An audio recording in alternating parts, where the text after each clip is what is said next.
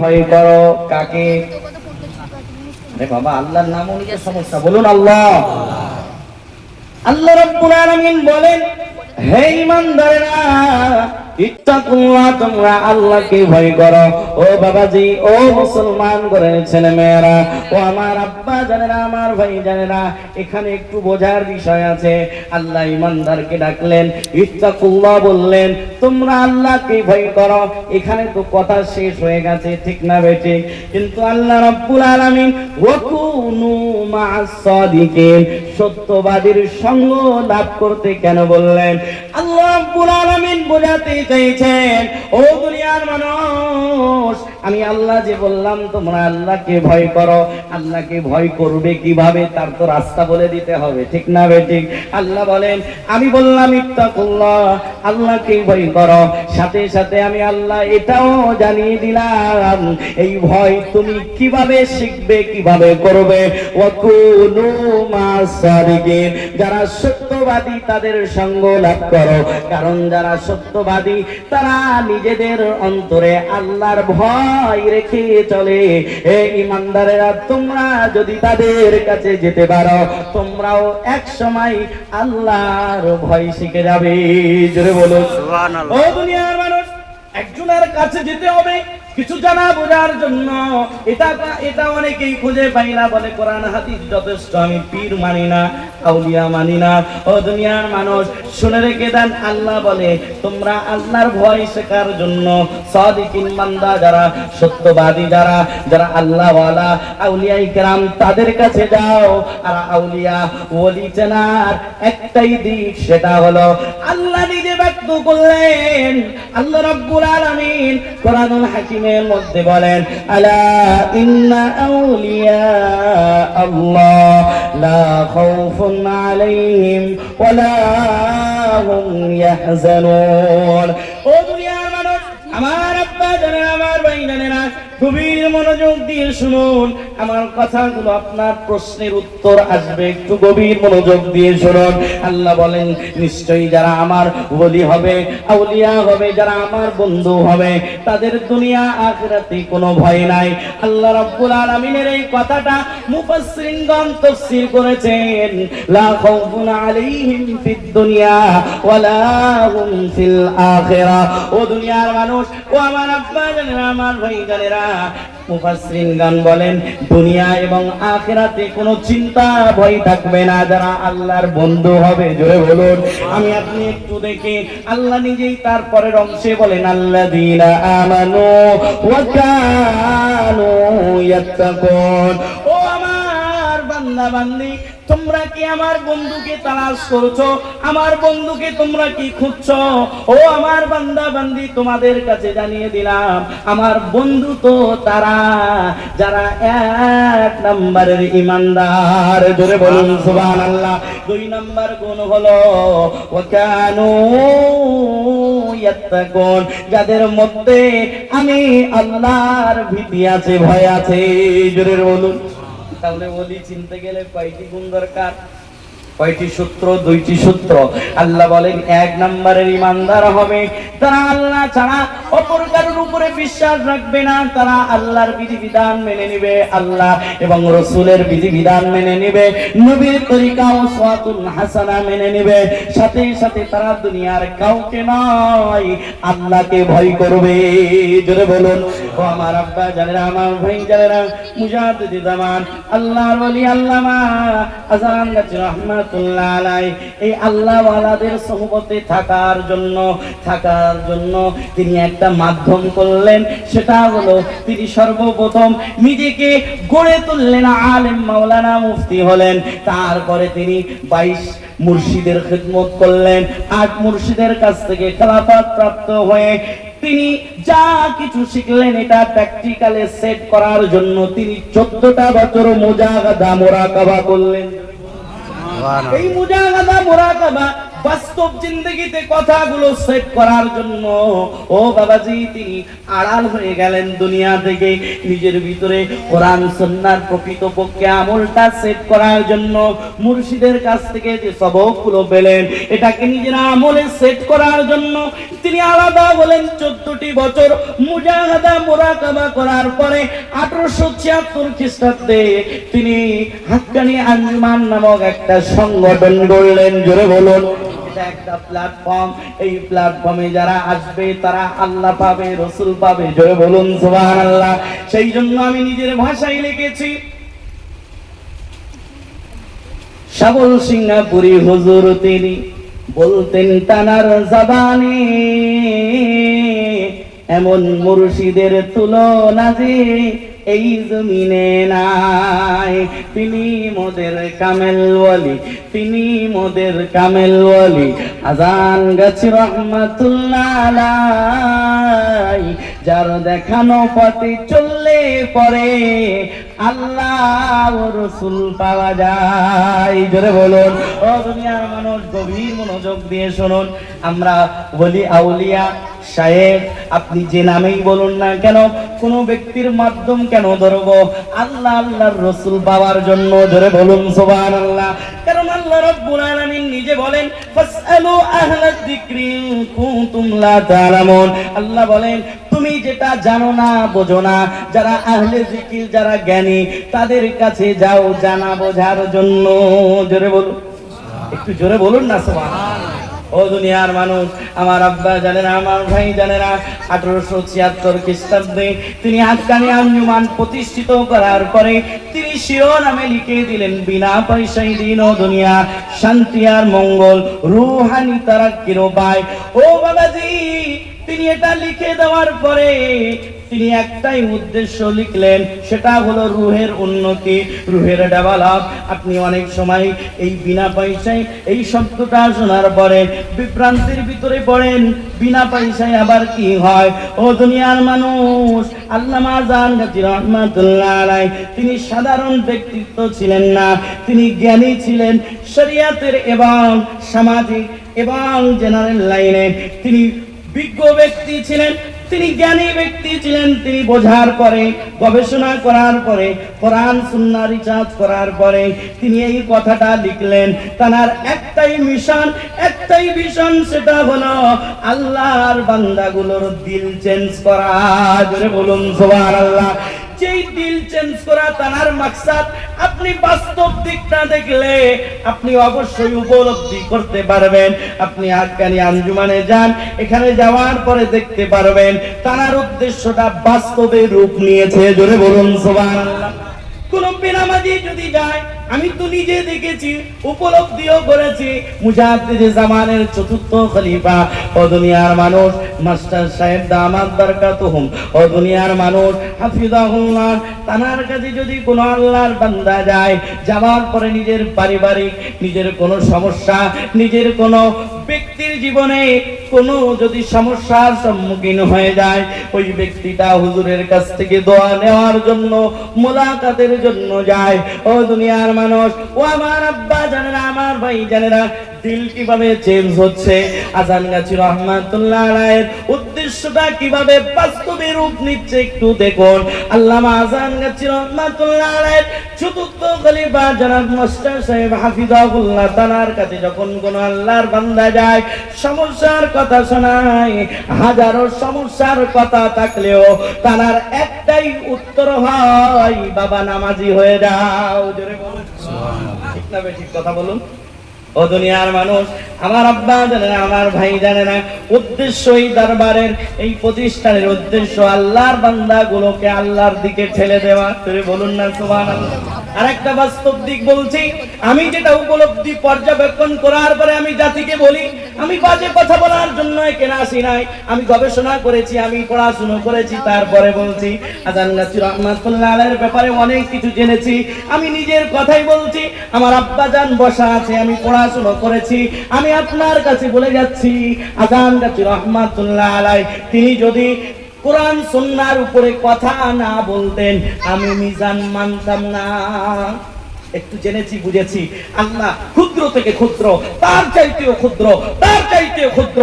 মুর্শিদ সবল সিংহাপুরী হুজুর কিবলা রহমাতুল্লাহ আলাইহি তার নেক নজরের কারণে এবং আব্বা মায়ের দোয়ার কারণে যতটুকু আল্লাহর তরফ থেকে পেয়েছি, এটা নিয়ামত। আর সেই নিয়ামতটা বাস্তবে আমি রূপান্তর করে আল্লামা আযহার গাজী রহমাতুল্লাহ আলাইহির ব্যাপারে অনেক পড়াশোনা করার পরে আমি এই সিদ্ধান্তেই আসলাম, আল্লামা আযহার গাজী রহমাতুল্লাহ আলাইহির উদ্দেশ্য খারাপ ছিল না। আল্লামা আযহার গাজী রহমাতুল্লাহ আলাইহির উদ্দেশ্য আল্লাহর বান্দাগুলোকে নামাজি বানানো, আল্লাহর দিকে ঠেলে দেওয়া। জোরে বলুন সুবহানাল্লাহ।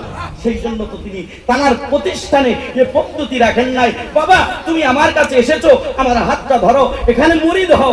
না না, তিনি বলেছেন বাবা তুমি যখন এসেছো তুমি নামাজি হও। জোরে বলুন সুবহানাল্লাহ। ও দুনিয়ার মানুষ, আমি বাস্তব দিকটা তুলে ধরেছি। আমি এখানে বাজে কথা বলার জন্য আসি নাই। আমি যে কথাগুলো বলছি আপনার বিবেকের খোরাক হবে। আল্লামা আযহার গাজী রহমাতুল্লাহ আলাইহির প্রতিষ্ঠানের মাজারগুলো চাকচিক্য নয়, লাইটিং ওয়ালা নয়, সুন্দর রং করাও নাই। কোন নতুন ব্যক্তি যদি এই প্রতিষ্ঠানে প্রবেশ করে, একজন পুরাতন ব্যক্তিকে জিজ্ঞাসা করবে ভাইজান আপনাদের মাজার কোনটা?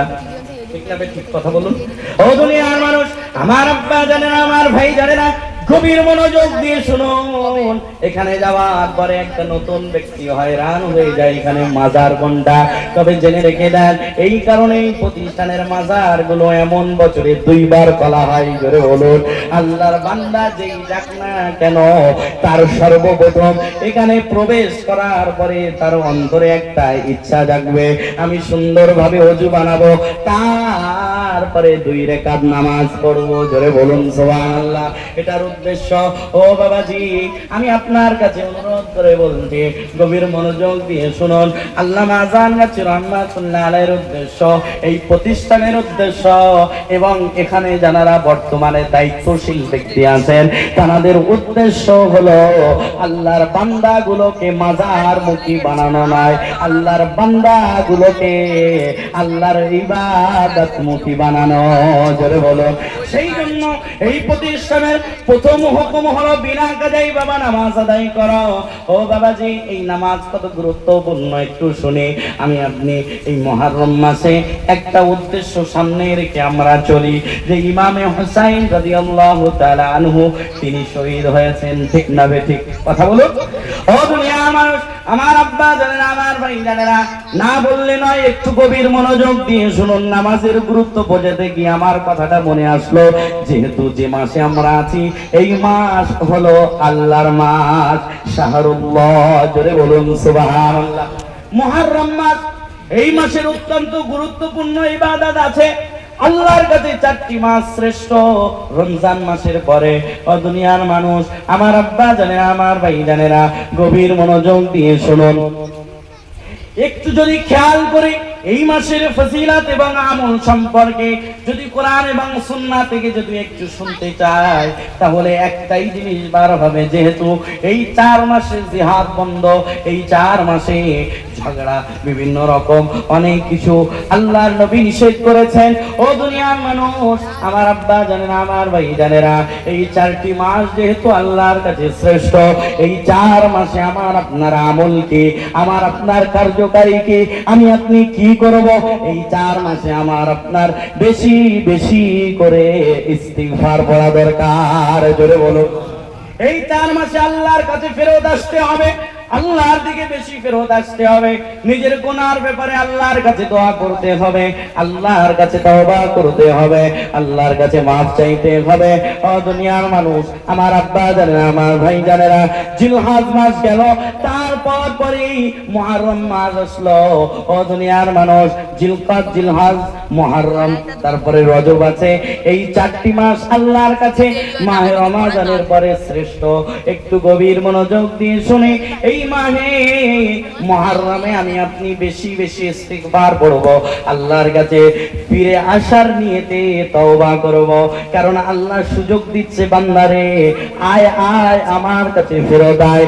এ বান্দা, আমি কত কি না তোর জন্য করলাম, নেই থেকে পূর্ণতায় আনলাম, মায়ের গর্ভ থেকে নিয়ে আয় 30, 40, 50, 60 বছর পর্যন্ত বান্দারে আমি অনেক কিছু করেছি, না চাইতে আমি সব কিছু দিয়েছি বান্দারে, আমি আল্লাহকে তুই কিভাবে ভুলে গেলি? ইয়া আইয়ুহাল ইনসান মা গররাকা বিরাব্বিকাল কারীম। বলতে থাকে বান্দারে, আমি কারীম রবের ব্যাপারে তোকে কে ধোকাই ফেললো, আমার থেকে তুই দূরে চলে গেলি। ও দুনিয়ার মানুষ, আমার আব্বা জানেন, আমার ভাই জানেন, নামাজের গুরুত্ব একটু বুঝুন। আমরা অনেকেই আছি মুসলিম বলে দাবি করছি, ইমানদার বলে দাবি করছি, অমুকের অনুসারী বলে দাবি করছি, ফুরফুরার অনুসারী বলে দাবি করছি, তাবলীগের অনুসারী বলে দাবি করছি, আহলে সুন্নাত ওয়াল জামাতের অনুসারী হিসেবে দাবি করছি, আযান রাসূল রাহমাতুল্লাহ আলাইহির অনুসারী হিসেবে দাবি করছি। কিন্তু দাবি করছি ঠিক আছে, অনেকেই আছে দাবি করার পরেও নামাজ পড়ে না। বলুন আছে না নাই? কথা বলুন না, কষ্ট হচ্ছে নাকি কথাটা বলছি? ও দুনিয়ার মানুষ, যেহেতু আমরা নামাজের দিকে নাই, আমরা কখনো সিলসিলা নিয়ে মারামারি করব না। সিলসিলা দল মত কেউ আলাদা নয়, আল্লাহ রাব্বুল আলামিন দল মত সিলসিলা থেকে আল্লাহ রাব্বুল আলামিন ছাঁটাই বাছাই করে একটি দল বানাবেন, আর সেই দল হবে হিজবুল্লাহ, আল্লাহর দল। আর আল্লাহর দল যাবে জান্নাতে। জোরে বলুন। ও দুনিয়ার মানুষ, একটা কঠিন কথা বলছি, আপনার হয়তো একটু খারাপ লাগতে পারে, তবে আমি বলতে হবে, কারণ জাতির সামনে বলতেই হবে সত্য কথাটা। আমি আপনার কাছে বলেই যাচ্ছি, আযান গাছিওয়ালা ঠেকা নিয়ে বসে নাই আপনাকে জান্নাতে নিয়ে যাওয়ার জন্য, তাবলীগওয়ালা ঠেকা নিয়ে বসে নাই আপনাকে জান্নাতে নিয়ে যাওয়ার জন্য, আহলুল হাদিসওয়ালা ঠেকা নিয়ে বসে নাই জান্নাতে নিয়ে যাওয়ার জন্য, ফুরফুরাওয়ালা ঠেকা নিয়ে বসে নাই আপনাকে জান্নাতে নিয়ে যাওয়ার জন্য। আপনি তখনই জান্নাতে যাবেন যখন আপনার ঈমান আমল ঠিক থাকবে। জোরে বলুন। আপনি ফুরফুরায় থাকুন, আপনি যেখানেই থাকুন না কেন, আপনার পীর আলাদা হতে পারে, আপনার সিলসিলা আলাদা হতে পারে, তবে আপনি যেখানেই থাকুন না কেন, ফুরফুরা, তাবলীগ, আহলুল হাদিস, আপনি জামাত ইসলাম, দুনিয়ার যে কোনো দল মত সিলসিলায় থাকুন না কেন, সেখানে থাকা অবস্থায় যদি আপনার ঈমান ঠিক হয়, আপনার আমল ঠিক হয়, আপনি আযান গাছি হলেও জান্নাতে, আপনি ফুরফুরা হলেও জান্নাতে, আপনি আহলুল হাদিস ওয়ালা হলেও জান্নাতে, আপনি তাবলীগ ওয়ালা হলেও জান্নাতি। শর্ত হলো ঈমান এবং আমল ঠিক করতে হবে। জোরে বলুন। আপনি যদি গোলাবাজারি করেন, আমি ফুরফুরার অনুসারী, কিন্তু আপনি নামাজ পড়েন না, আপনি যদি গোলাবাজারি করেন, আমি আযান গাছির অনুসারী, আপনি যদি নামাজ না পড়েন, আপনি যদি বলেন আমি তাবলীগের অনুসারী, আপনি যদি নামাজ না পড়েন, এই অনুসারী বলে কোনো ফায়দা হবে না। ফায়দা তখনই হবে যদি আপনি ইবাদি বান্দা হতে পারেন। জোরে বলুন। এটা আমি বলি নাই, আপনি বলবেন আপনি এটা কিভাবে বললেন? আমি আল্লাহর কথা শোনাচ্ছি, আল্লাহর ওয়াদা শোনাচ্ছি। আল্লাহ রাব্বুল আলামিন কোরআনুল কারীমের সূরা কাহাফের শেষ অংশের দিকে বলেছেন, ইন্নাল্লাযীনা আমানু ওয়া আমিলুস সালিহাতি কানাত লাহুম জান্নাতুল ফিরদাউসি নুজুলা। সুবহানাল্লাহ। জোরে বলুন না সুবহানাল্লাহ। আল্লাহ রাব্বুল আলামিন বলে, হে বান্দা বান্দি শুনে রেখে দাও, হে দুনিয়ার মানুষ তোমরা শুনে রেখে দাও, আমি আল্লাহ তুলছি এবং মানব জাতিকে সৃষ্টি করেছি ইল্লা লিয়াবুদু, আমি রবের ইবাদতের জন্য। তবে আমি আল্লাহ এটাও জানিয়ে দিয়েছি কোন ইবাদত করলে আমি আল্লাহ কবুল করব, কোন পথে চললে, কোন দুইটি আমল ঠিক করলে আমি আল্লাহ জান্নাত দেব, কি কাজ করলে আমি জান্নাত দেব। আল্লাহ বলে যে নিজের ঈমান এবং নেক আমল ঠিক করে নিল, আমি আল্লাহ তার জন্য জান্নাতুল ফিরদাউস ঠিক করে রেখে দেব। জোরে বলুন। আরো জোরে বলুন না সুবহানাল্লাহ। অনেকেই আছে এই ডিজিটাল যুগে, এই কম্পিউটার যুগে, মোবাইলের যুগে, ল্যাপটপের যুগে, আধুনিকতার যুগে হতবাগার মতন সিলসিলা নিয়ে মারামারি করে, দলাদল নিয়ে মারামারি করে। আমি আপনার কাছে অনুরোধ করি, এই কথাটা কেন বলছি, কারণ এটা বর্তমান সমাজের ভাইরাল টপিক, ঠিক না বেঠিক? যে আমি কোন দিকে যাব, তবলিগে যাব, ফুরফুরায় যাব, আজানগাছিতে যাব, না আহলুল হাদিস হব, না কি হব, কোথায় যাব, কোথায় গেলে জান্নাত পাবো? ও দুনিয়ার মানুষ শুনে রেখে দেন, দুনিয়ার যে কোনো প্রান্তরে আপনি থাকুন না কেন, আপনার উদ্দেশ্য থাকবে আমি আল্লাহ পাবো নবীর তরিকাটা মেনে। এই নবীর তরিকার মধ্যে শ্রেষ্ঠতম আমলগুলো কি আছে? সাহাবায়ে কেরামদের আমলের মধ্যে শ্রেষ্ঠতম আমলগুলো কি আছে? যে আমল করলে নবী বলেছেন আল্লাহ খুশি হবে, আমি সেই আমলগুলো করব। যে আমল করলে আল্লাহ খুশি হবে সেই আমলগুলো ধরে রাখবো। আমি তাবলীগ করি, আমি ফুরফুরা করি, আমি যেখানেই থাকি না কেন, যদি মদিনাওয়ালার তরিকা অনুযায়ী আমলটা করতে পারি, মদিনাওয়ালার তরিকা গ্রান্টেড উসওয়াতুন হাসানা। আল্লাহ নিজে বলেছেন ফাত্তাবিউনি ইউহিব্বুকুমুল্লাহ ওয়া ইয়াগফির লাকুম যুনুবাকুম আল্লাহু গফুরুর রহিম। আল্লাহ বলেন আমার বন্ধুর ধরো, বন্ধুর ধরলে দুইটি পুরস্কার, একটা পুরস্কার আমি আল্লাহর তোমরা পেয়ে যাবে, দ্বিতীয় পুরস্কার আমার তরফ থেকে তোমরা ক্ষমাও পেয়ে যাবে। যে আল্লাহকে পেয়ে গেল, যে ক্ষমাও পেল আল্লাহর তরফ থেকে, তার আর কোনো চিন্তা আছে? বলুন, আর জোরে বলুন, চিন্তা আছে? তাহলে আল্লাহ কি বললেন? আল্লাহ বললেন আমার নবী ধরো, নবীকে। কাকে ধরতে হবে? বলুন, নবীকে ধরতে হবে। এই নবীর ধরা বলতে আপনি কি বুঝলেন? নবীর ধরা বলতে অন্তরে আশেকে রসুল, কিন্তু লেবাসে আশেকে রসুল না। আপনি সর্ব জায়গায় নবীর উসওয়াতুন শ্রেষ্ঠ চরিত্র, শ্রেষ্ঠ গুণগুলো যদি আপনি কবুল করতে পারেন, একটা জিনিস সর্বসময় মনে রাখবেন, যে সমস্ত আমাদের সমাজে বিবাহ হয়ে থাকে কি থাকে না, কথা বলুন, আমরাও বিয়ে করেছি, আপনারাও করেছেন, তবে আপনার বিবিকে আপনি কবুল বললেন, কবুল বলার সাথে সাথে যে শ্বশুর বিবির আব্বা এবং মায়ের সাথে আলাদা একটা সম্পর্ক তৈরি হলো অটোমেটিক। না শ্বশুরের কাছে গিয়েও বলতে হলো আমি আপনাকে শ্বশুর হিসাবে কবুল করলাম, বলতে হয়েছে? বলো, শুধু মেয়ের সাথে, যার সাথে আমি বিয়ে করছি তাকে কবুল বললাম, ওদিকে শ্বশুর এবং শাশুড়ি যত আত্মীয় স্বজন আছে তাদের সাথে আলাদা একটা কানেক্ট, একটা সম্পর্ক তৈরি হয়, ঠিক না বেঠিক? কথা বলুন। আর আপনি যদি বিয়ে করার পরে কবুল বললেন, সবকিছু করলেন, শেষে যদি 2-4 বছর পরে আল্লাহ না করুক, আমি বোঝানোর জন্য বলছি, আপনার বিবিকে যদি আপনি ছেড়ে দেন, শ্বশুর আর শাশুড়ির সাথে সম্পর্ক থাকবে?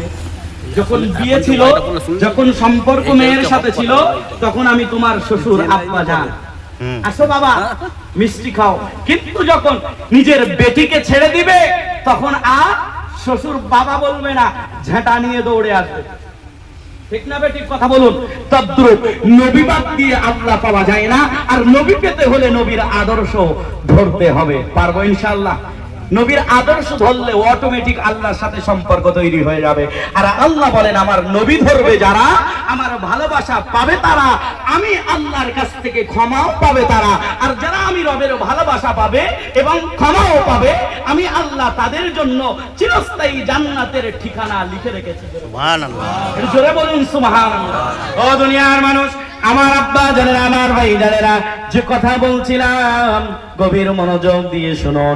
আপনি সব দিকে আপনার মেধাটা লাগালেন, আপনার সমস্ত কিছু বুদ্ধিটা লাগালেন সর্বদিকে। আপনার 20 বছর আগের দিকে আপনার ব্যবসার কথা একটু ভেবে দেখুন, আপনার নিজের বাসস্থানের কথাটা একটু ভেবে দেখুন। আপনার তত উন্নতি ছিল না, কিন্তু 20 বছর পরে 2025-এর ডিজিটাল যুগে, ডিজিটাল সময়ে আপনার ব্যবসাটাও ঠিক আছে, আপনার ঘরটাও ঠিক আছে, এসিওয়ালা রুম হলো, টাইলসওয়ালা রুম হলো, সব কিছু আপনার ঘরে আছে। কিন্তু আমি আপনাকে বলছি, আপনি দিনের জন্য নিজেকে কতটা আগালেন। 30, 40, 50 বছর আগে আপনার দিনের ব্যাপারে যে অবস্থা ছিল, 4টে সূরা আপনি 30 বছর আগে মুখস্থ করেছিলেন, 40 বছর পরে আপনি একটু হিসাবটা মিলিয়ে দেখেন, ওই 4টা সূরাই আপনার মুখস্থ আছে, আপনি একটু বাড়তে পারলেন না, নামাজটা সুন্দরভাবে শিখতে পারলেন না, একটু পড়াশোনা করতে পারলেন না, কোরআন হাদিস বুঝতে চাইলেন না। ও দুনিয়ার মানুষ, আমি আপনার কদমের উপরে হাত রেখে বলে যাব, আমি যেহেতু হাক্কানি আঞ্জুমানের খাদিম, সেই দিক থেকে তাকিয়ে আমি আমার মুর্শিদের তরফ থেকে আহ্বান জানিয়ে দিচ্ছি, আপনার জন্য 4টি জিনিস যথেষ্ট। সেই 4টি জিনিস শুনে রেখে দেন। তিনি কোরআন সুন্নাহ রিসার্চ করে তিনি তারপরে আল্লাহর বান্দাগুলোকে শুধু আল্লাহর কথা এবং নবীর কথা স্মরণ করিয়েছেন। জোরে বলুন সুবহানাল্লাহ। আল্লামা আযানগাচী রাহমাতুল্লাহ আলাইহি তিনি তার মন গড়া কোনো কথা বলেন নাই। তিনি যা বলেছেন কোরআন এবং সুন্নাহ রিসার্চ করার পরে আমি আপনার কাছেই বলছি, একটু গভীর মনোযোগ দিয়ে শুনুন, আপনার শিক্ষা হবে, আপনার বিবেকের খোরাক হবে। তিনি প্রথমেই বলেছেন, ও বান্দা, তোমার ঘর উন্নতি হলো, তোমার বিজনেস উন্নতি হলো, ডেভেলপ হলো, সব দিকে তোমার উন্নতি, কিন্তু দিনের ব্যাপারে তোমার উন্নতি কোথায়? তোমার কলব উন্নতি হলো কই? তোমার নিজের চরিত্র উন্নতি হলো কই? আল্লামা আযানগাচী রাহমাতুল্লাহ আলাইহি সেই জন্য বলে, বাবারে তুমি নিজেকে উন্নতি করো। উন্নতি করার উপায় হলো চারটি। জোরে বলুন সুবহানাল্লাহ। প্রথম নাম্বার উপায়, মুজাদ্দিদ জামান তিনি কোরআন রিসার্চ করার পরে, হাদিস রিসার্চ করার পরে এই কলব উন্নতি, এই নাফস উন্নতি করার জন্য, আভ্যন্তরীণ বিষয়টা উন্নতি করার জন্য তিনি প্রথম নাম্বার কথা বললেন, যেটা আপনাকে মেনে নিতেই হবে। এটা তানার কথা নয়, এটা স্বয়ং রব্বুল আলামিনের কথা। তিনি প্রথম নাম্বার বললেন, বিনা কাজায় নামাজ পড়ো।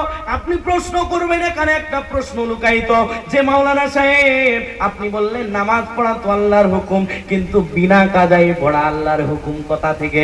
ও বাবাজি শুনে রেখে দেন, আল্লাহ নিজেই বলেন কোরআনুল কারীমে, এটাও আল্লাহর হুকুম। আল্লাহ রাব্বুল আলামিন বলেন, ইন্নাস সালাতা কানাত আলাল মুমিনিনা কিতাবাম মাওকুতা। ধরে বলুন। আমি কোরআন হাদিস তুলে তুলে আপনাকে বলে যাচ্ছি, আমি আযানগাচী রাহমাতুল্লাহ আলাইহির কথাটা তার পক্ষপাতিত্ব হয়ে আমি কথা বলতে এসেছি এমনটা নয়। আমি জাতির কাছে এসেছি কোরআন হাদিস শোনানোর জন্য। আযানগাচী রাহমাতুল্লাহ আলাইহিকে বারে বারে আনছি কেন? কারণ তার গবেষণা আমার থেকে বেশি, তার শিক্ষা আমার থেকে বেশি, তার আল্লাহর দিকে পৌঁছানো আমার থেকে বেশি। সেই জন্য তার কথাগুলো আমি নকল করে করে বলছি। উদ্দেশ্য একটাই, আল্লাহর দিকে যাওয়ার জন্য। ধরে বলুন সুবহানাল্লাহ। তিনি বিনা কাজায় নামাজ আদায় করতে বললেন। চলুন একটু দেখি বিনা কাজায় কোরআনে আছে কিনা। একটু গভীর মনোযোগ দিয়ে আমরা শুনি আল্লাহর কথা। আল্লাহ রাব্বুল আলামিন বলেছেন, ইন্নাস সালাতা কানাত আলাল মুমিনিনা কিতাবাম মাওকুতা। নামাজ আমি সময় মতন ফরজ করেছি। ঠিক না বেঠিক? কথা বলুন। এই আয়াতের অর্থ কি? ইন্নাস সালাতা কানাত আলাল মুমিনিনা কিতাবাম মাওকুতা। আমি আল্লাহ মুমিনদের জন্য সময় মতন নামাজকে নির্ধারিত করে দিয়েছি। জোরে বলুন। নবীর মাধ্যমে জানতে পারলাম নির্ধারিত সময় ফজর, জোহর, আসর, মাগরিব, ঈশা, এই পাঁচটি সময়ে নামাজ আদায় করা হুকুম কার? জোরে বলুন। আল্লাহ যেহেতু বলেছেন আমি সময় মতন নামাজ আদায় করতে বলেছি, এই সময় মতন বলতে আপনি কি বুঝলেন? একটু দিমাগটা খাটান, এই আয়াতটা বোঝার চেষ্টা করুন। একটা আয়াত নিয়ে যদি আপনি গবেষণা করেন, নবীজি বলেছেন বুঝতে পারো আর নাই পারো, একটা আয়াত নিয়ে গবেষণা যারা করবে, অথবা একটা আয়াতের আলোচনার মজলিসে যারা বসবে, তারা অল্প সময়ের বসার কারণে 500 রাকাত নফল নামাজের সওয়াব নিয়ে বাড়িতে যাবে। একটু বোঝার চেষ্টা করুন, আমি আয়াত বলছি, এই আয়াতটা একটু উপলব্ধি করার চেষ্টা করুন। আল্লামা আযানগাচী রাহমাতুল্লাহ আলাইহির কথার সাথে মিল আছে কিনা দেখুন। আসলেই কি তিনি কোরআন থেকে বলেছেন এটা কিনা একটু বুঝে যান। যদি বলে থাকেন আমরা মেনে নেব ইনশাআল্লাহ। বলুন ইনশাআল্লাহ। আল্লামা আযানগাচী রাহমাতুল্লাহ আলাইহি বিনা কাজায় বলেছেন, আর আল্লাহ কোরআনে বলেছেন আমি সময় মতন নামাজ আদায় করেছি। সময় মতন বলতে আপনি কি বুঝলেন? ফজরকে ফজরের সময়, যোহরকে যোহরের সময়, আসরকে আসরের সময়, মাগরিবকে মাগরিবের সময়, ঈশাকে ঈশার সময়। এই সময়ে নামাজ আদায় করা কার হুকুম? আরো জোরে বলুন। সময় মতন নামাজ আদায় করা এটা আল্লাহর হুকুম। আর আপনি যদি সময় মতন নামাজ আদায় না করেন, ফজরকে যদি জোহরের সময় গিয়ে পড়েন, আল্লাহর যে আসল হুকুম যে আমি সময় মতন নামাজ ফরজ করেছি, এই হুকুমটা কি আপনি কায়েম করতে পারবেন? পারবেন? আপনি যদি বিনা কাজায় নামাজ আদায় করেন, অর্থাৎ যদি নামাজটাকে সময় মতন আদায় করেন, তাহলে আল্লাহর হুকুমটা কায়েম হলো। আল্লাহর হুকুম সময় মতন নামাজ পড়া। আল্লামা আযানগাচী রাহমাতুল্লাহ আলাইহি বলেছেন বিনা কাজায় উদ্দেশ্য আসল হলো আল্লাহর বান্দাগুলোকে অভ্যাসে পরিণত করে দেওয়া। আল্লাহর বান্দাগুলো যাতে নামাজগুলো সময় মতন পড়তে পারে। জোরে বলুন। বিনা বিনা কাজায় শব্দ এই জন্য এনেছেন, আপনি যদি জোহরকে আসরের সময় গিয়ে পড়েন, আপনার দ্বারাই নামাজ কাজা হলো, আর আপনার দ্বারাই আল্লাহর হুকুমটাও কায়েম হলো না।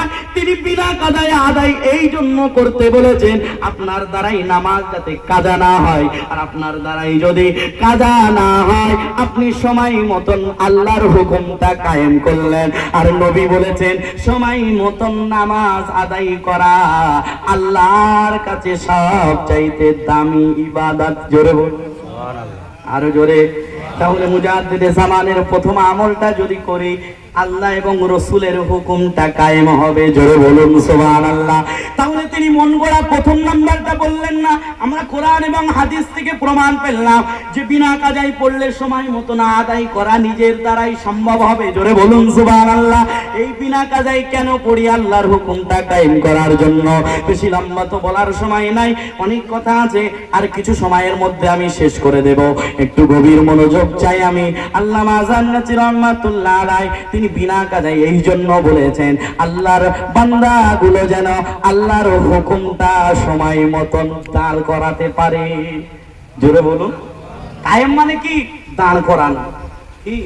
দাঁড় করানো। আল্লাহর বান্দাগুলো যাতে আল্লাহর হুকুমটা সময় মতন দাঁড় করাতে পারে, সেই জন্য তিনি কোরআন হাদিস কোরআন সুন্নাহ রিসার্চ করে তিনি শুধু আল্লাহ আল্লাহর রসুলের কথাটা স্মরণ করিয়ে দিলেন। আর তিনি বললেন যদি মানো তুমি ফায়দা পাবে, তোমার অন্তর ডেভেলপ হবে। জোরে বলুন সুবহানাল্লাহ। প্রথম নাম্বার নামাজ বিনা কাজায়। দ্বিতীয় নাম্বার নুরানি কোরআনি ওয়াজিফা অর্থাৎ কোরআন তেলাওয়াত। জোরে বলুন সুবহানাল্লাহ। উদ্দেশ্য কিন্তু কোরআন তেলাওয়াত। ও দুনিয়ার মানুষ, আমার আব্বা জানেন, আমার ভাই জানেরা, অনেকেই বলে ওয়াজিফা বিদআত, বলে কি বলে না? বলুন। ও দুনিয়ার মানুষ, আমার আব্বা জানেরা, আমার ভাই জানেরা, এই ওয়াজিফা জিনিসটাকে কি বুঝতে হবে? ওয়াজিফা প্রতিনিয়ত আমল করা হয় যে জিনিস, সেটার নাম ওয়াজিফা। কথা বুঝে আসছে? আপনি যদি ফজরে প্রতিনিয়ত সূরা ইয়াসিন পাঠ করেন, এটা আপনার জন্য ওয়াজিফা। আপনি যদি মাগরিব ইশার পরে সূরা মুলক সূরা ওয়াকিয়া তেলাওয়াত করেন, এটা আপনার জন্য ওয়াজিফা। তবে হাক্কানি আঞ্জুমান থেকে যে ওয়াজিফাটা দেওয়া হলো, এটা হলো নূরানি এবং কোরআনি ওয়াজিফা। জোরে বলুন। আপনি বলবেন আল্লামা জান্নাতি রহমাতুল্লাহ আলাইহি নূরানি শব্দ আর কোথায় পেল? ও দুনিয়ার মানুষ, নূরানি কোরআনি, কোরআন তো ঠিক আছে, নূরানি কোথায় পেল? চলুন কোরআনুল কারীম খুলি। আল্লাহ রাব্বুল আলামিন কোরআনুল কারীমের মধ্যে বলেন, কোরআন যেহেতু আলাদা একটা নূর, আল্লাহ সেটা নিজেই বলছেন, ওয়া কাযালিকা ওয়াহাইনা ইলাইকা রূহাম মিন আমরিনা মা কুনতা তাদরি মাল কিতাবু ওয়ালাল ঈমান ওয়ালাকিন জাআলনাহু নূরা। জোরে বলুন। এটা শুধু কিতাব নয়, এটা নূর, এটা আলো। জোরে বলুন সুবহানাল্লাহ। আল্লামা জান্নাতি রহমাতুল্লাহ আলাইহি কোরআনি এবং নূরানি ওয়াজিফা দিলেন। সূরা ফাতিহা, সূরা ইখলাস, সূরা ফালাক, সূরা নাস। ও দুনিয়ার মানুষ, এগুলো পড়ার আদেশ নবীও দিয়েছেন। জোরে বলুন সুবহানাল্লাহ। এই আদেশটা তিনি কেন দিলেন? যেহেতু নবীর আদেশ আছে, আর এটা যদি আলাদাভাবে বলা হয়, একটু গাইডলাইন ঠিক করে দেওয়া হয়, তাহলে আল্লাহর বান্দাগুলো প্রতিনিয়ত কোরআন তেলাওয়াত করবে। জোরে বলুন সুবহানাল্লাহ। তাহলে ওয়াজিফার পিছনে উদ্দেশ্য কোরআন তেলাওয়াত। ও দুনিয়ার মানুষ, এখানে অন্য কিছু নয়, এখানে আযান গাছি রহমাতুল্লাহ আলাইহির নাম দিয়ে জিকির করা হয় না? করা হয় নাকি? ওয়াজিফার ভিতরে আযান গাছি বলে জিকির করা হয় নাকি? তাহলে বিদআত হতো, চরম বিদআত হতো। এখানে তো নবীর শেখানো কালিমা, আল্লাহর দেওয়া কালিমা এবং আল্লাহর দেওয়া যে কালামুল্লাহ, সেই কালামুল্লাহ তেলাওয়াত করা হয়। তুমি মিয়া বিদআত বোঝো না, শুধু উদ্দেশ্য একটাই, বিদআত বলে দেওয়া। এটা আসল উদ্দেশ্য নয়। আসল উদ্দেশ্য আযান গাছিকে সমালোচনা করা। কথা বুঝে আসছে? আমি যাকে ভালোবাসি না তার কোনো কাজই ভালো লাগবে না, এটাই উদ্দেশ্য। আযান গাছি রহমাতুল্লাহ আলাইহি যেহেতু ইসলামের জন্য কাজ করছেন, আযান গাছি রহমাতুল্লাহ আলাইহি যেহেতু আল্লাহর বান্দাগুলোকে নামাজি বানাচ্ছেন, আমি তাদেরকে বলতে চাই যে তোমরা আযান গাছি রহমাতুল্লাহ আলাইহির ব্যাপারে দুটো কথা বলো, বাজে কথা বলো, এটা তোমার ইখতিয়ার, তুমি বলতে পারো। তবে আমি আপনার কাছে প্রশ্ন করছি, আপনি বলুন, আযান গাছি রহমাতুল্লাহ আলাইহি সহ এবং তার প্রতিষ্ঠানের দ্বারায় ইসলামের কাজ হচ্ছে কি হচ্ছে না? আপনারাই বলুন, কাজ হচ্ছে কি হচ্ছে না? ভালো লাগছে না, ছেড়ে দেবো? ইসলামের কাজ হচ্ছে কি হচ্ছে না বলুন না? আপনারা সাক্ষী দিলে তো আমি একটু সাহস পাই। ইসলামের কাজ হচ্ছে কি হচ্ছে না? বেনামাজি গুলো নামাজি হচ্ছে কি হচ্ছে না? সুদ খানেওয়ালা বান্দাটা সুদ ছেড়ে দিয়ে হালাল জিন্দগি যাপন করছে কি করছে না? পিতামাতার খিদমত করতো না। আমার মুর্শিদ মওজুদ আগাদ্দিন আশির হুজুর কিবলা পিতামাতার বায়ান এত সুন্দরভাবে করেন, তার কথা শোনার পরে অনেক অবাধ্য সন্তান বাধ্য হয়ে পিতামাতার খিদমত করছে কি করছে না? এর পিছনে উদ্দেশ্য ইসলাম। এই প্রতিষ্ঠানের দ্বারাই যেহেতু বেনামাজি নামাজি হচ্ছে, এই প্রতিষ্ঠানের দ্বারাই যেহেতু সুদ খানেওয়ালা ব্যক্তি হালাল খানেওয়ালা হচ্ছে, তাহলে এই প্রতিষ্ঠানের দ্বারাই যেহেতু ইসলামের কাজ হচ্ছে, এই প্রতিষ্ঠানের বিরোধিতা করে কোনো লাভ। যে ইসলামের জন্য কাজ করে, যে কোরআনের জন্য কাজ করে এবং নবীর আদর্শকে আগিয়ে নিয়ে যাওয়ার কাজ করে, তাকে কেউ হিংসা করে নষ্ট করতে পারবে না। কারণ যারা আল্লাহ আল্লাহ রসুলের সাথে আছে, আল্লাহর ওয়াদা কাতাবাল্লাহু লাআগুলিবান্না আনা ওয়া রাসূলি, আল্লাহর ওয়াদা যারা আল্লাহ এবং রসুলকে ধরে থাকবে তারা কখনো পথভ্রষ্ট হবে না। আল্লাহ নিজেই বলেছেন, ওয়াদা করেছেন, আল্লাহ নিজে এটা করলেন, প্রমাণ করলেন যে আল্লাহ এবং রসুল, আমি এবং আমার রসুল বিজয়ী লাভ করব। যারা আল্লাহ এবং রসুল ধরে থাকবে তারাই বিজয়ী লাভ করবে। জোরে বলুন সুবহান। আমি আপনার কাছে অনুরোধ করে বলবো, হাত না ধরে পায়ে ধরে বলবো, যদি আপনার দ্বারাই ইসলামের কাজ হয় আমি আপনাকে সাপোর্ট করব। এটা আমার কর্তব্য, কারণ আমি পারি না, যে করছে তাকে সাপোর্ট করব। আল্লামা আযান গাছী রহমাতুল্লাহ আলাইহি সহ এবং তার প্রতিষ্ঠানের দ্বারাই যেহেতু ইসলামের কাজ হচ্ছে, ওই প্রতিষ্ঠানকে সাপোর্ট করব, আমরা সমালোচনা করব না ইনশাআল্লাহ। আমি আপনার কাছে দাওয়াত দিয়ে গেলাম, একটু চলুন, একটু গিয়ে দেখে আসবেন কেমন পরিস্থিতি সেখানে গেলেই আল্লাহর বান্দাগুলোর জিকিরের পরিবেশ দেখবেন, নামাজের পরিবেশ দেখবেন। আমি একটা কথা বলতে বলতে এত দেরি আসলাম, নামাজের গুরুত্ব এ দরবারে আছে না নাই বলুন? ও দুনিয়ার মানুষ, আমার আব্বা জানেরা, আমার ভাই জানেরা, যারা গিয়েছেন তারা দেখেছেন, আমি তো যাই, আমি দেখি, আমি বাস্তবতা দেখেছি, তারপরে জাতির সামনে বলছে। আল্লামা আযান গাছী রহমাতুল্লাহ আলাইহির প্রতিষ্ঠান হাক্কানি আঞ্জুমানে নামাজের পরিবেশটা এত সুন্দর। একটু গভীর মনোযোগ দিয়ে এই কথাটা শুনুন। এটা বলার পরে আর দুই একটি কথা বলেই আমি শেষ করব, বেশি লম্বা করব না। আমার আব্বা জানেরা, আমার ভাই জানেরা, আল্লামা আযান গাছী রহমাতুল্লাহ আলাইহির প্রতিষ্ঠানে যখনই মুয়াজ্জিন আযান দিয়ে দেয়, আযান দিয়ে দেওয়ার পরে যত দায়িত্বশীল ব্যক্তি থাকুক না কেন, অফিসের কাজ করুক আর যে দায়িত্বশীল হোক না কেন, যত দামি ব্যক্তি হোক না, আযান হয়ে যাওয়ার পরে সকলেই নামাজের জন্য প্রস্তুতি নেয়। জোরে বলুন দুনিয়ার মানুষ, আমার আব্বা জানেরা, আমার ভাই জানেরা, সকলেই সুন্নাত পড়ার জন্য ব্যস্ত হয়ে যায়। এই দরবারে ফরজ তো দূরের কথা, একটা নফল নামাজও ছাড়া হয় না। জোরে বলুন। অনেকেই সুন্নাহ নফল ইবাদত করতে চায় না, বলছে এটা না করলে তো কোনো সমস্যা নাই। ও বাবাজি, নফল এবং সুন্নাহর ভিতরে যে আলাদা প্রেম আছে, এই প্রেম যারা পড়েছে তারা বোঝে। কারণ নফল নামাজ নিজের জন্য, যখন বসের কাছে, মালিকের কাছে নিজের ব্যাপারে কোনো কথা বলতে হয়, পার্সোনালি যেতে হয়, ঠিক না ঠিক? কথা বলুন, পার্সোনাল যেতে হয়, কি একাকী কথা বলতে হয়, নিজের দুর্বলতার কথা বলতে হয়, পারিবারিক কোনো সমস্যা হলে বসের কাছে বলা যায়। আর আল্লাহ বলে, বান্দারে আমি নফল নামাজটা নবীর মাধ্যমে এই জন্য শিক্ষা দিলাম। বান্দা, যখনই তুমি বিপদে পড়বে, যখনই তুমি মুসিবতে পড়বে, যখনই তুমি কোনো অভাব অনটনার ভিতরে পড়বে, নবীর একটা সুন্নাহ হলো, নবীজি যখনই বিপদে পড়তেন তিনি নামাজে দাঁড়িয়ে যেতেন। সুবহানাল্লাহ বলুন। সেই আদর্শটা বাস্তবায়ন করেছেন আল্লামা আযান গাছী রহমাতুল্লাহ আলাইহি এবং তার খলিফাগণ। জোরে বলুন সুবহানাল্লাহ। বাবা, নামাজ পড়ো, নামাজের সাথে নিজেকে জড়িয়ে রাখো, তাহাজ্জুদ পড়ো, নফল পড়ো, চাষ পড়ো, আওয়াবিন পড়ো, ইশরাক পড়ো, যত নামাজ আছে পড়ো বাবা। কারণ এই নামাজটা হলো নিজের জন্য। আর যত তুমি নিজের জন্য আল্লাহর কাছে সুপারিশ করবে, গুনাহের জন্য, কোনো কিছু প্রয়োজনের জন্য আল্লাহর কাছে বেশি বেশি যাবে। অনেক সময় দেখা যায়, ও দুনিয়ার মানুষ, যে উকিল হয়, এখানে বাস্তবে একটা কথা বলছি, যিনি উকিল হন, যিনি কোর্টে লড়েন, কারোর ব্যাপারে কারোর পক্ষ হয়ে লড়েন, তার কাছে যদি কোনো গোগাও যায় যে কথা বলতে পারে না, সে যাওয়ার পরে যদি চুপচাপ দাঁড়িয়ে থাকে, উকিল সাহেব বুঝতে পারবে অবশ্যই অবশ্যই এখানে এসেছে, তার উদ্দেশ্য আত্মীয় স্বজন অথবা প্রিয়জন কেউ জেলে আছে, তাকে বেল করাতে হবে, ঠিক না বেঠিক? কারণ উকিলের এইটাই কাজ, কাউকে ছাড়িয়ে দেওয়া। তদ্রুপ আমি আপনি যদি আল্লাহর সাথে সম্পর্ক বেশি রাখি, গিয়ে শুধু চুপচাপ যদি দাঁড়িয়েও থাকি, নামাজে কিছু জানি আর নাই জানি, নামাজে রুকু সিজদা করি, সময় মতন তাসবিহটা পড়ি, আমি কিছু যদি নাও বলি, সর্বসময় নফলের সাথে সংযোগ নিজের বেশিটা রাখি, তাহলে কি হবে জানেন? আল্লাহ বলে এর হয়তো কোনো সমস্যা আছে, এর হয়তো কোনো বড় গুনাহ হয়ে গেছে, বলতে পারছে না, আমার কাছে বারে বারে আসছে, আমি আল্লাহ তার বলতে না বলতে, তার বলতে হবে না, আমি আল্লাহ তাকে ক্ষমা করে দেব। জোরে বলুন সুবহানাল্লাহ। আল্লাহ অন্তরের খবর জানে কি জানে না? আল্লাহু আলিমুম বিদাতিস সুদূর। আল্লাহ অন্তরের খবর রাখে। ও বাবাজি, নফল নামাজ বেশি বেশি পড়বেন ইনশাআল্লাহ। বলুন বলুন। নবীজি বলেছেন নফল নামাজ যারা বেশি বেশি পড়ে, এই নফল নামাজের মাধ্যমে আল্লাহর নৈকট্য তাড়াতাড়ি হাসিল করা যায়।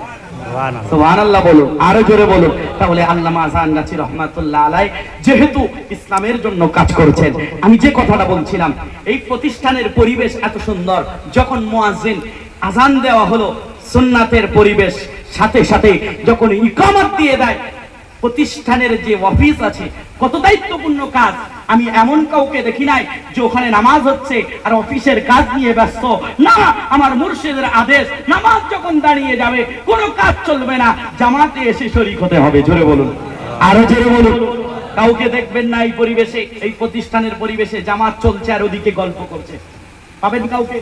কারণ এই প্রতিষ্ঠানের প্রধান হুকুম হলো, বাবা নামাজটা সময় মতন ঠিক মতন পড়ো।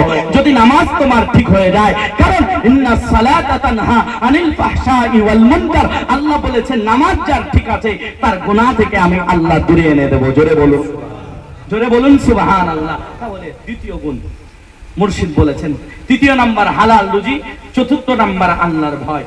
একটু খেয়াল করুন, এই চারটি জিনিসের ভিতরে চারটিকে দুই ভাগে ভাগ করুন। প্রথম দুইটি ইবাদত, অর্থাৎ নামাজ এবং তেলাওয়াত এবং জিকির, এই দুটো তিনটের মাধ্যমে, এই দুটো মাধ্যমে আল্লাহর রিজা, আল্লাহর সন্তুষ্টি পাওয়া যায়। জোরে বলুন সুবহানাল্লাহ, আরো জোরে বলুন।